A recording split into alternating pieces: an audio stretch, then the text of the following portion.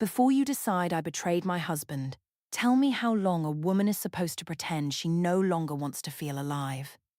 Grant was 48, tired before dinner, and already carrying himself like retirement had claimed him. Mason was 25, strong, bright, and looking at me as if 42 was not an ending. I laughed when he pulled me onto his lap because the whole family had spent years treating Grant's seriousness as a virtue and my loneliness as a mood. Grant wiped his hands on that folded blue shopcloth while both our parents held him back. Then he asked for the retirement microphone. I still believed the room would blame his jealousy instead of my honesty. My name is Valerie Ross. I was 42 and worked as an event coordinator in Milwaukee. I could make a warehouse feel elegant, guide 300 guests through a delayed dinner, and rescue a bad speech before anyone noticed it had failed. People paid me to understand a room. I had stopped understanding my own house. Grant and I had been married for 17 years. When we met, he was 31 and built like a man who trusted his body. He lifted rental tables without asking for help. He danced badly, but with confidence. On our first trip together, he drove through a snowstorm for 6 hours and still carried both suitcases upstairs. That man did not vanish in one day. His father's machine shop took him a piece at a time. Ross Precision Repair was a low brick building that smelled of steel dust and cutting oil. Grant began there after high school. By the time we married, he was running the floor whenever his father met clients. Later, he handled schedules, safety checks, and payroll problems nobody discussed outside the office. Arthur owned the place. Grant carried it. At home, he carried things too. He kept my tires safe. He replaced the porch boards before I saw the rot. When my mother needed surgery, he drove her to every appointment. Of course, these were acts of love.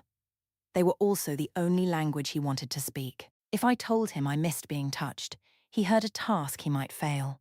If I asked whether he still found me attractive, he said I looked nice and returned to whatever bill was open on the table. In bed, tired became next weekend, and next weekend became a quiet month neither of us named. That was my real grievance. Grant believed loyalty could replace presence. He assumed a repaired sink and a paid mortgage should answer a woman who was asking whether she was still wanted. I did ask. More than once. On our 15th anniversary, I booked a room at a hotel beside the lake. No relatives. No shop. I bought a dark green dress because Grant once said that colour made my eyes look younger. He arrived 40 minutes late with his phone pressed to his ear. A machine had failed during the evening shift, and one of the new workers did not know how to shut it down safely. Grant apologised, kissed my cheek, and spent most of dinner speaking with the shop. When we reached the hotel, he fell asleep across the blanket while I was removing my earrings. The next morning, he brought coffee to the bed and acted as if remembering how I took it repaired the night. I told him it did not. He sat on the edge of the mattress with both hands around his cup. He said he could not let a young worker lose a hand because it was our anniversary. I said I had not asked him to. I had asked him to return after the emergency instead of staying mentally inside it until sunrise. Grant admitted he did not know how to switch off responsibility. Then he asked whether we could try again the following weekend. There was always another weekend in his promises. By the time it arrived, my anger had become colder than desire. That memory mattered because I was not inventing our distance.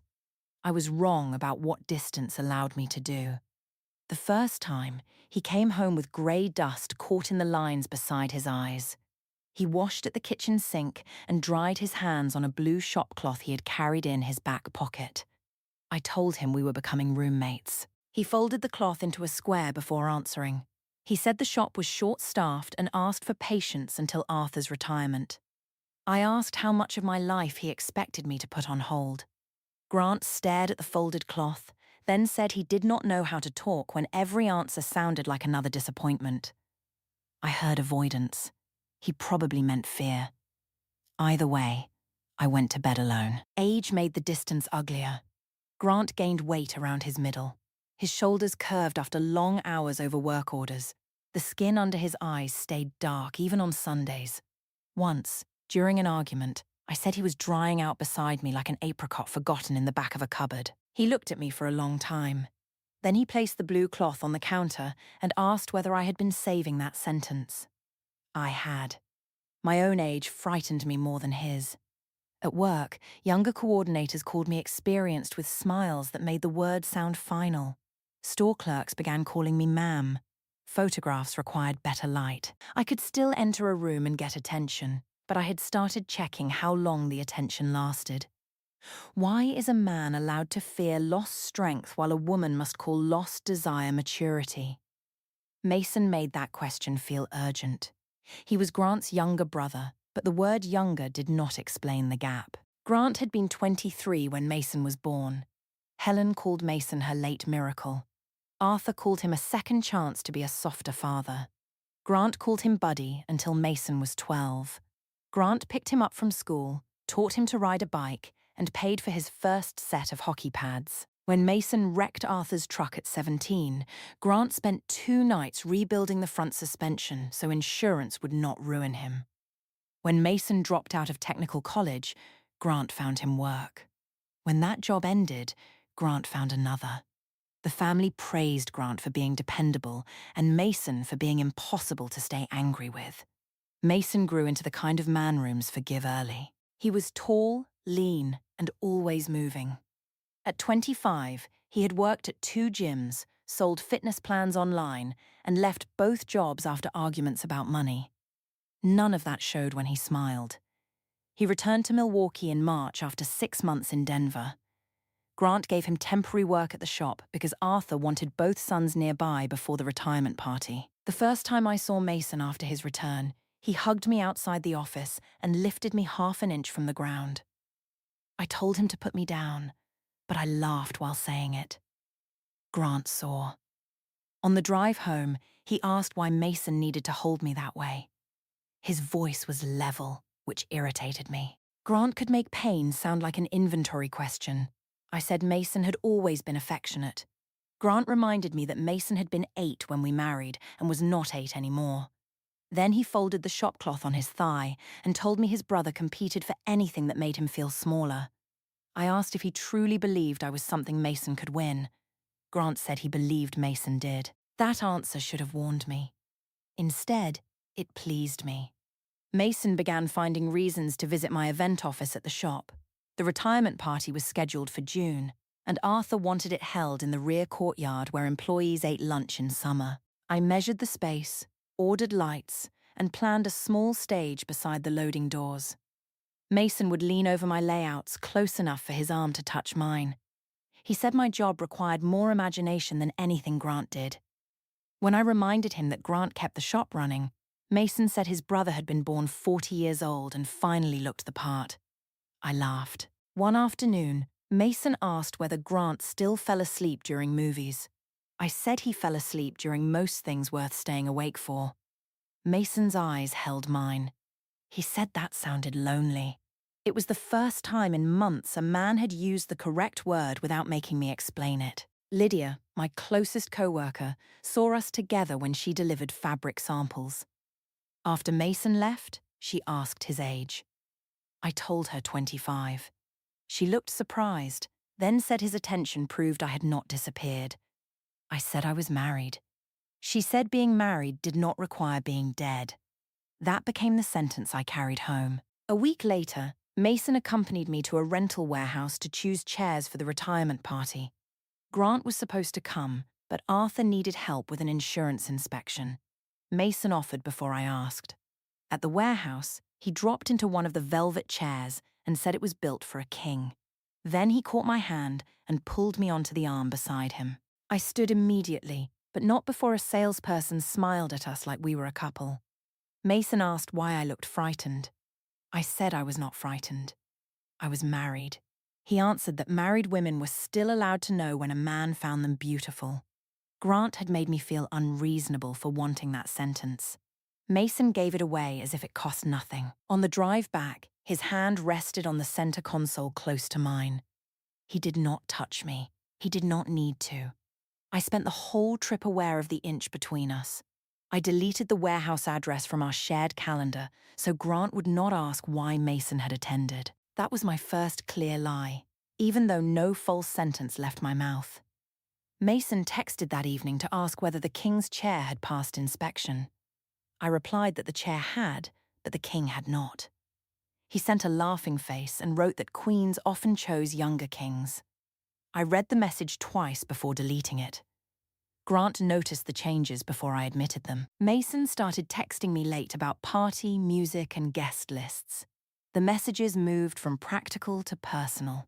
He sent gym photographs and asked whether his suit made him look too serious. I answered that nothing could do that. Grant saw his name on my screen one night. He did not demand the phone. He asked whether the retirement party required midnight planning. I told him I was allowed to enjoy talking to someone with energy.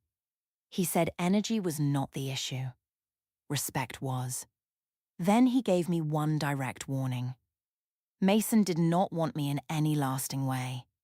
He wanted to see whether he could take my attention because it belonged inside Grant's marriage. I accused Grant of insulting both of us. He asked what part was insulting. The idea that Mason could want me, or the idea that I might enjoy it? I said he was using his age to control mine. Grant rubbed his hands with the blue cloth, even though they were already clean. I told him I would not spend the last attractive years of my life acting retired because he had chosen to become old early. His face changed, but his voice stayed low. He said he had not chosen what the shop and family required from him. I answered that he had chosen them every time they called. That was true. It was also not permission for what came next. Mason's practical value at the shop was close to zero. He arrived late, filmed himself near machines he was not trained to use, and disappeared when customers needed answers. The crew went around him to Grant. Rosa Alvarez had managed the office for 22 years. When Mason promised a client a delivery date, Rosa waited until he walked away and asked Grant for the real date. Grant checked the schedule, moved 2 jobs, and made the promise possible. I watched the whole thing. Competence is attractive when you still admire the person carrying it. By then, Grant's competence felt like wallpaper. Necessary. Dull. Mason was the open window. Helen noticed him touching me at a family planning dinner. His hand rested at my waist while he reached past me for a serving spoon. It remained there after he had the spoon. Grant went still, his cloth folded once between his fingers. Helen asked Mason to move his hand. Mason grinned and said everyone had become tense. I told her it meant nothing. She asked why harmless things always seemed to happen where Grant could see them. Arthur changed the subject. That was how the Ross family survived Mason. Someone always changed the subject before he had to change his behavior. My mother warned me 2 days later. Ruth had come to help assemble place cards. She had seen Mason's name appear on my phone 3 times in an hour. She said a 25-year-old man did not look at a married woman like that because he respected her. I told her she came from a generation that expected women to turn invisible after 40. Ruth said I was using feminism to decorate selfishness. I asked her to leave if she planned to judge me in my own dining room. She placed the unfinished cards in their box and left without finishing her coffee. 3 warnings. Grant. Helen. My mother. I treated agreement as proof they were all old-fashioned together. My father made it 4. Dennis had spent 30 years driving city buses and had no patience for delicate language. He came to our house to return a ladder. Mason's motorcycle was in the driveway because he had stopped by with revised music choices. When Dennis entered, Mason was standing behind my dining chair with both hands resting on my shoulders. I moved away before my father said anything. Mason joked that older men saw danger everywhere because they remembered being young. Dennis did not laugh. After Mason left, he asked whether Grant knew how often his brother visited. I said Grant knew we were planning an event. My father asked whether I would accept Grant planning a party alone with a 25-year-old woman who touched him whenever she entered a room. I said men and women were judged differently. Dennis said betrayal usually began when people demanded a special definition for their own behavior. Then he looked at the retirement place cards and asked why Mason's name was beside mine instead of at the family table. I had moved it there that morning. After Dennis left, I returned Mason's card to its original place. 10 minutes later, I moved it back. Meanwhile, Mason made youth look easy. He sent a photograph from the gym at midnight and wrote that sleep was for people with nothing better available. I stared at it beside Grant, who was asleep with one hand curled near his face. I did not answer Mason that night. I answered the next morning. The week before the retirement party, Grant asked me to walk through the courtyard schedule with him. He had printed copies for every vendor and marked electrical loads beside the stage. He also prepared a tribute that included the name of every employee who had worked with Arthur longer than 10 years. His own name appeared nowhere. I told him that was typical. He did all the work and then acted wounded when people overlooked him. Grant said the night belonged to his father. I asked whether anything had belonged to us during the last 5 years. He did not answer quickly enough. That silence was the opening I used. I told him Mason made me remember what it felt like to be wanted without submitting a request in advance. Grant asked whether Mason had touched me again. I said that question proved the problem. He was worried about hands while I was talking about years. Grant accepted that without defending himself. He said he had left me alone inside our marriage and should have listened sooner. Then he asked for one boundary. At his father's retirement, I was not to turn Mason's rivalry into entertainment. I told him he could not assign me behavior like one of his workers. He folded the blue cloth, placed it on the event schedule, and said he was asking as my husband. I walked away without promising. The morning of the party was bright and hot. Grant arrived at the shop before 6. By 10, the courtyard held white tables, strings of amber bulbs, and a small black stage against the loading wall. The microphone stood in the center. A blue banner carried Arthur's name and 46 years of service. Grant checked the grill fuel, the sound cable, and the ramp for his father's chair. I directed flowers and table placements. We worked well together because events had rules and marriage did not. For several hours, I remembered why I had once trusted him with my whole life. Then Mason arrived. He was 40 minutes late in a fitted white shirt with the sleeves rolled to his elbows. He had not helped set one chair, but cousins turned when he entered. Arthur laughed when Mason hugged him. Helen fixed his collar. Grant was carrying 2 cases of water past the stage, unseen. Mason kissed my cheek and said I looked too good for a shopyard. His hand settled at my lower back. I did not remove it. Grant put down the water. The folded blue cloth came out of his pocket. Lydia arrived as my guest and saw the 3 of us. Her smile weakened. She asked quietly whether Grant was all right with Mason touching me. I reminded her of her own sentence. Married did not mean dead. She said she had meant harmless attention, not this. People enjoy opening doors and denying responsibility for what walks through them. The party began at 4. Arthur's old customers filled 2 tables. 22 employees sat near the stage. Both sets of parents occupied the front family table. Grant moved between groups solving small problems. Mason carried 1 beer and told stories. Arthur wore a navy jacket even in the heat. Grant had helped him into it in the office, buttoned 1 cuff when Arthur's fingers shook, and placed his medication in the inside pocket. I watched from the doorway while Arthur told him he wished Grant would sit down and enjoy one day. Grant said he would sit when everyone else could. On a side table, the crew had placed their retirement gift, a steel tool chest with 46 small brass plates inside the lid, one for every year Arthur owned the shop. Grant had collected the dates and names. Mason posed beside it for photographs before asking what the plates meant. Rosa explained. Mason said details had never been his gift. Grant heard him and kept arranging water for the older guests. During dinner, Arthur tried to thank both sons. Mason interrupted with a story about riding through the shop on a pallet jack when he was 10. Everyone laughed. Grant had been the one who caught him before he reached an open service pit, but Mason left that part out. Helen added it. The laughter became softer. For the first time, I saw what Grant meant about competition. Mason did not merely want attention. He wanted every family memory edited so Grant's hands disappeared from it. The thought lasted until Mason met my eyes across the table and smiled. I chose the feeling his smile gave me over the fact I had just understood.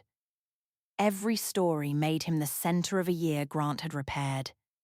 He described the winter the furnace failed as if he had saved production with space heaters. Rosa looked at Grant because Grant had spent that night replacing a control board. Mason joked about Arthur's hospital stay and claimed the shop nearly fell apart without its founder. The crew knew Grant had slept in the office for 6 nights to protect every paycheck. They did not laugh as loudly as the family. At sunset, I signaled for Grant's tribute. He stood near the stage with his note cards and blue cloth. Arthur faced him, already emotional. Mason reached the microphone first. He said no retirement party needed a serious speech from the son who looked ready to retire too. A few cousins laughed. Grant stopped at the edge of the stage. Mason called me forward to prove the family still had some life in it. I thought he wanted a dance. Instead, he sat on the wide arm of Arthur's empty chair and caught my wrist. One pull brought me between his knees. The correct response would have been simple. Step away. Tell him no. Return to my husband. I laughed. Mason drew me sideways onto his lap.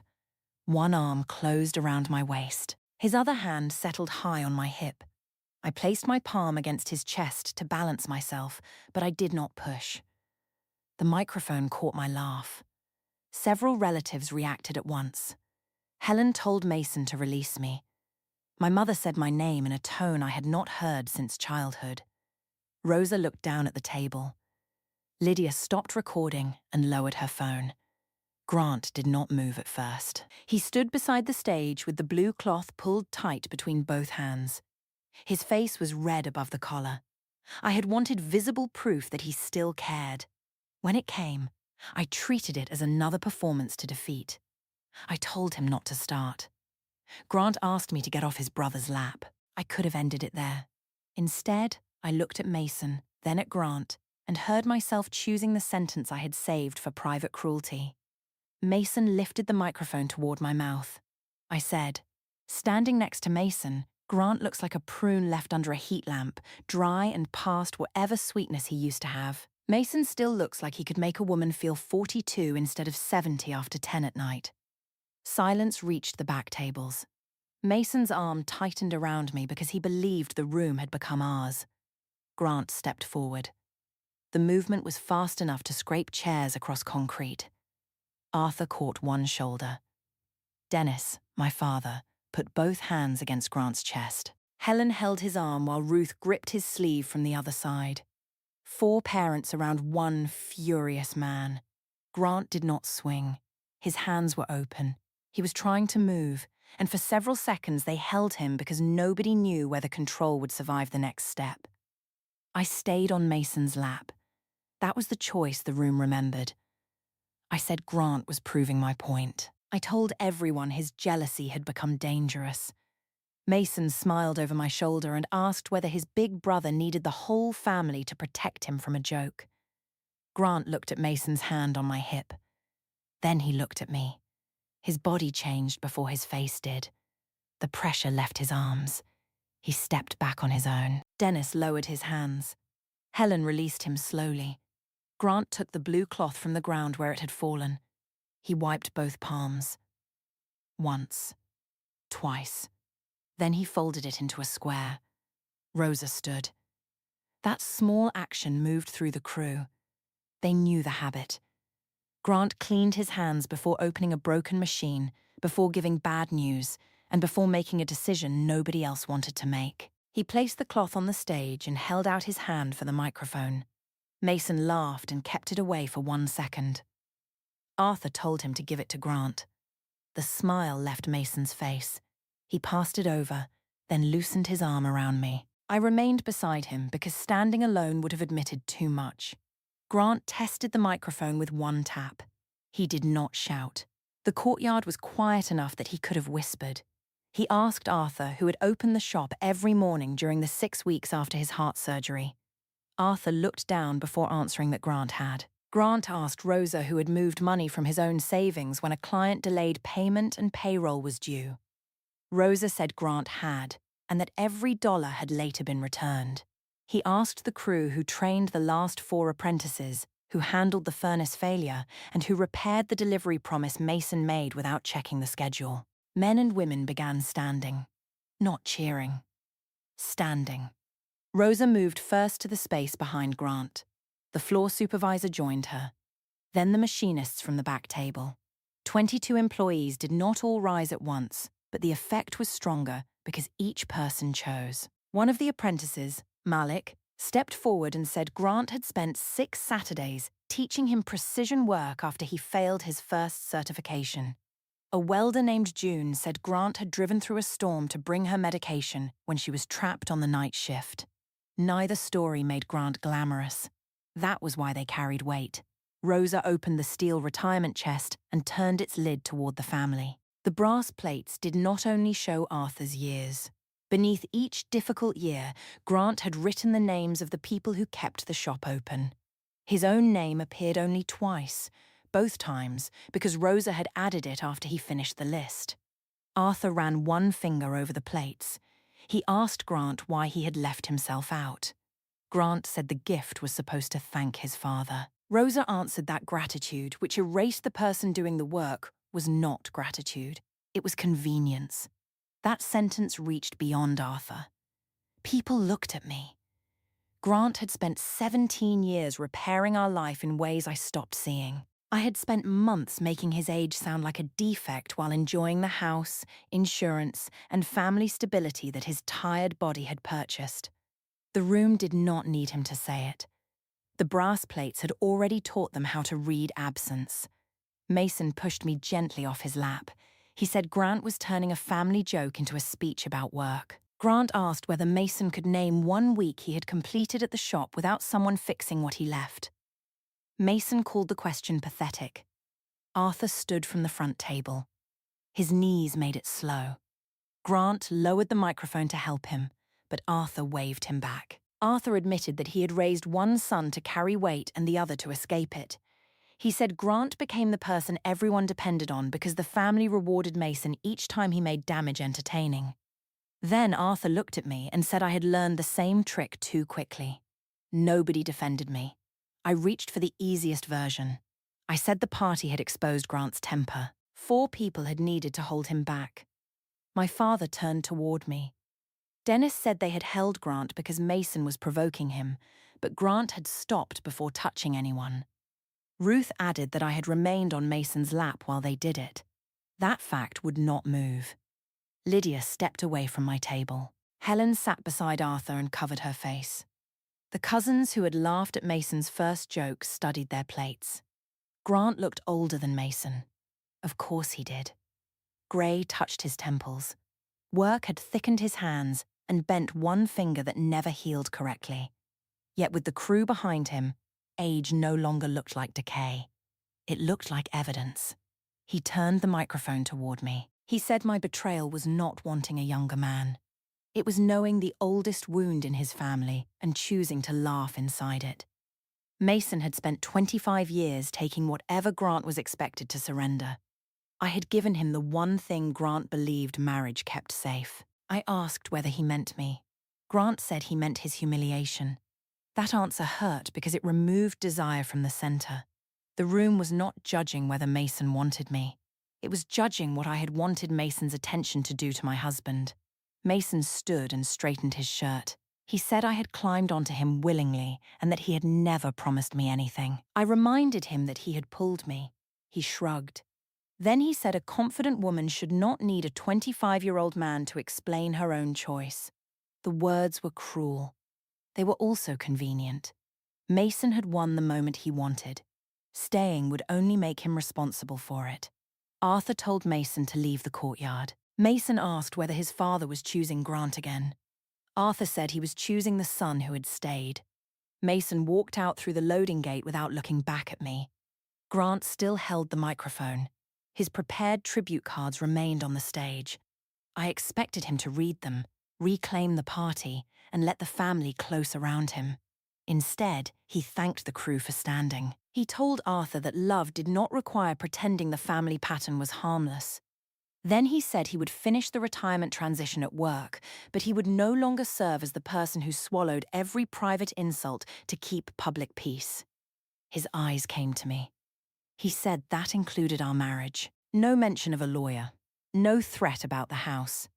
Just one boundary spoken into the microphone I had allowed Mason to use against him. Grant placed the microphone across my cream place card on the front table. The blue cloth went into his pocket. Then he left. Rosa followed. The floor supervisor followed her. Most of the crew moved toward the loading gate, not because Grant ordered them to leave Arthur's party, but because nobody wanted to keep eating beside Mason's empty chair and my untouched plate. Arthur watched them go with tears on his face. Helen sat beside him. My parents remained near the stage, but neither came to comfort me.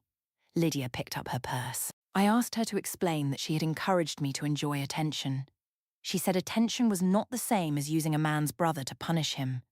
Then she left too. The party ended without cake. For 2 days, I told anyone who answered that Grant had nearly attacked Mason. 3 videos showed the same sequence. Grant stepped forward. 4 parents held him. His hands stayed open. He stopped himself. Then I remained beside Mason and called my husband a dried prune into a live microphone. The recording did not support the story I preferred. The house became unbearable because Grant had maintained it too well. The bedroom door closed without sticking. The furnace started on schedule. A small label inside the electrical panel explained every breaker in his neat handwriting. Each working object turned my complaint against me. I tried sleeping in the guest room, but that was where he had stored the retirement supplies. 1 unused box held cream napkins and 6 spare place cards. Mason's name was still printed on one. Grant's was not. He had expected to spend the evening working rather than sitting. Mason answered one message. He said I had made a joke serious and that Grant's family problems were not his responsibility. After I asked where his courage had gone, he blocked me. Lydia refused to speak for me at work. My mother returned the unused place cards in a grocery bag and said she needed time before visiting again. Helen communicated only about returning Grant's clothes. Grant rented a small apartment 10 minutes from the shop. He took work, shirts, tools, and the old record player he had owned before our marriage. He left the dining set, the new television, and every decorative piece I had once called proof that we were doing well. A separation agreement arrived 3 weeks later with a move-out date and no dramatic accusation. Arthur did not hand Grant secret ownership of the shop. There was no hidden fortune waiting behind the speech. Grant simply continued doing the work everyone had finally admitted was his. Arthur began naming that work aloud. Mason stopped appearing at the shop. I had wanted a 25-year-old man's attention because it made 42 feel temporary. He was the first person to abandon me when the room turned. The 48-year-old man I called dry and finished was the only one strong enough to stop while furious, speak while humiliated, and leave without asking anyone to rescue him. Of course, people say that is what I failed to understand about age. I still think Grant let too much of our marriage grow cold. I still think a wife should not have to beg to feel desired. But the microphone did not record the years when he looked away from me. It recorded the moment I chose where to sit.